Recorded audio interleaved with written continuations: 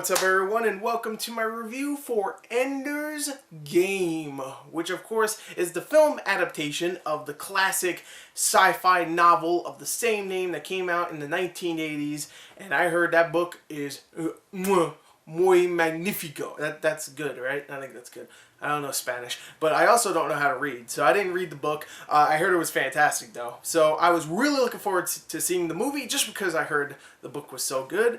What did I think of the movie? It's been getting some pretty decent reviews, actually, you know, considering it's directed by the guy that did X-Men Origins, Wolverine, and, you know, the trailers weren't that great. So, what did I think of Ender's Game? Let's talk about the story. The story for Ender's Game follows Ender Wiggin, played by Asa Butterfield, who is a 13, I think maybe 14-year-old kid who is a mastermind. He is a brilliant kid, and this takes place 20 years after an alien invasion that devastated Earth and killed like 10 million people. Luckily, we fought back those aliens, but not for long, because 20 years later, they're coming back, and the military needs a new mastermind, brilliant general guy to lead them into victory and kill the aliens once and for all. And Ender Wiggin is that person. He is a kid, but he's one of the smartest people out there, and he can do it. He can lead armies, make battle plans, you know, lead people. You know, he's got that charisma. So everybody in this movie wants Ender to be badass, but the whole movie is pretty much him training to be the badass that will end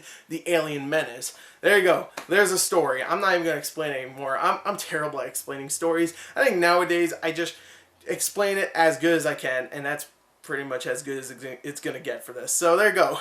Ender, he's a kid, he's a badass, he grows to be even more of a badass, and he has to fight aliens. That's the story.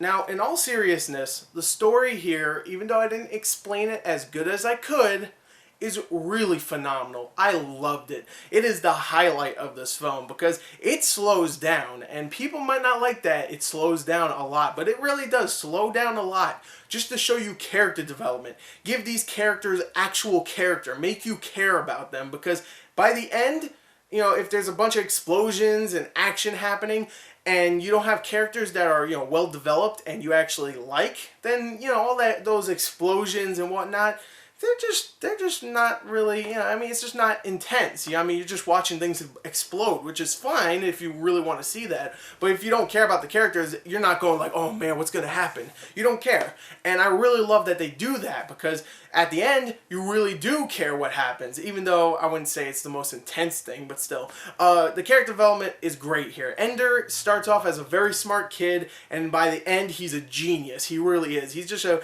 brilliant battle technician, I don't know what the hell you want to call him, but he's very smart. You see him like plan out all these battle strategies, and he is a genius kid. And it's not just, you know, Asa Butterfield, you know, reading a script. He does a damn good job of actually becoming this character. Asa Butterfield is fantastic. The highlight of the acting, in my opinion. Not saying the rest of the acting is bad, because it definitely isn't. Everybody else did a damn good job.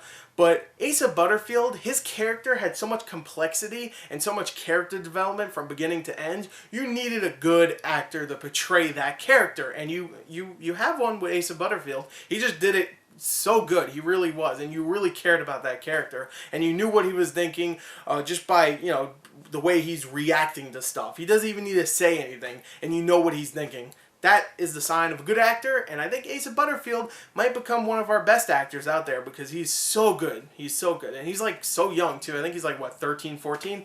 So there you go. Good job. You're also great in Hugo if you're watching.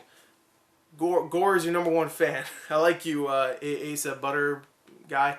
So he's great in this, but everybody else is great too. Harrison Ford, I always love seeing Harrison Ford, and every time he's there, especially with Ender, they have great chemistry, and I really, really like that Harrison Ford, even though he's playing a rough and gruff type military dude, I'm just glad he toned it down. There's not too many scenes where he's just like yelling at Ender or something. He's really good in this. I really liked him. Viola Davis, who is always great in this film, always great in film, that's what I meant to say, and she's great in this film. I like mix those two together, so whatever. Anyway, she was really good in this also. Ben Kingsley comes in way later into the film, and even though he has a great opening scene where he's talking to Ender, later on he kind of just gets thrown away, kind of like just like blah. There you go. Boo. Ben Kingsley's gone. He has a great beginning scene, but that's it. Everybody else does a damn good job as well. Haley Steinfeld, who we saw in True Grit a couple years ago, is in this as well as kind of Ender's love interest, and she's really good. And all the other kid actors do a damn good job as well, with the occasional miss here and there. There's like a couple of times where some actors don't do a great job, but for the most part, everybody does a decent job. So, acting, story, it's definitely here. There you go. Ender's Game is pretty damn good on both. But of course, Ender's Game still has the spectacle and the explosions and the action that you expect from a sci-fi big budget film. And here they do it very well, because there's not too many scenes where there's explosions and stuff. They give you, very small snippets for the first hour, but at the end, there's a whole 10-minute sequence of just stuff blowing up where they have to go and kill aliens, and it is so beautiful. First of all, the special effects are so good, so colorful, so vibrant. It reminds me kind of the Avengers, the way that movie was just so vibrant with its special effects. Here, it's pretty much exactly the same, except, not as much action and, smaller budget, but it looks amazing. It truly is. The space battle at the end is probably one of my favorite action scenes of this year, and there's a whole scene in a battle room, I think they call it, where Ender and a bunch of other kids are training, and that scene, actually there's two of them. Those 2 or 3 scenes in that battle room is so awesome. It truly is. It's so fun to watch, but it's also very intense, and you could see how Ender becomes that badass military guy you want him to be. And I just truly did love this film. It had so many great special effects, so many great characters.